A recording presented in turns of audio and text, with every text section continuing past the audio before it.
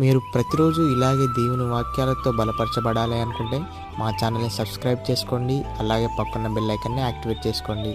అలాగే మీ స్నేహితులకు, మీ సన్నిహితులకు మా ఈ ఛానల్ని షేర్ చేసి ప్రతిరోజు ప్రతిదినం దేవుని వాక్యాన్ని వారికి ప్రకటించుటకు సహాయం చేయండి.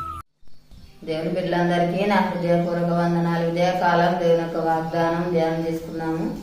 యెషయా గ్రంథం 49వ అధ్యాయం 15వ వచనము.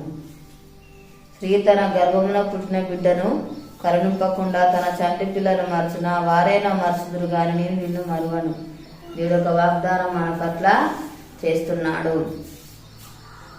తల్లైన తన బిడ్డను మరుస్తుందేమో కానీ నేను నిన్ను మరువనని దేవుడు వాగ్దానము చేస్తున్నాడు.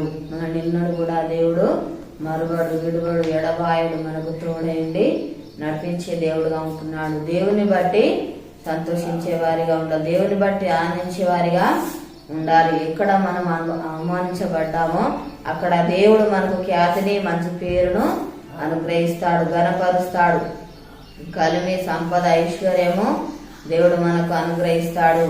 ప్రతి ఉదయం కూడా మనము దేవుని స్తుతించే వారిగా ఉండాలి, కృతజ్ఞతాస్తులు చెల్లించే వారిగా ఉండాలి.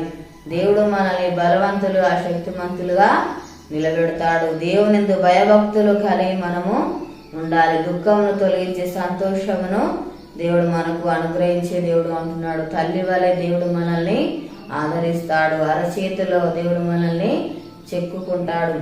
నిరీక్షణ కలిగి ఉండాలి, విశ్వాసము కలిగి ఉండాలి. తగిన సమయంలో దేవుడు మనల్ని హెచ్చిస్తాడు, ఘనపరుస్తాడు, ఉన్నత స్థితిలో నిలబెట్టే దేవుడుగా ఉంటున్నాడు. ప్రార్థన చేసుకుందాం.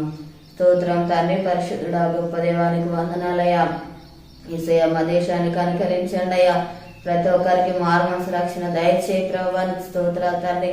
అనారోగ్యంతో ఉన్నప్పుడు స్వస్థపరచండి అయ్యా, స్తోత్రాలు ప్రభు. ఎవరే బాధల సమస్యలో ఉన్నారో తండ్రి వారిని దర్శించునాయన, వారికున్న బాధ సమస్యలు తొలగించండి తండ్రి.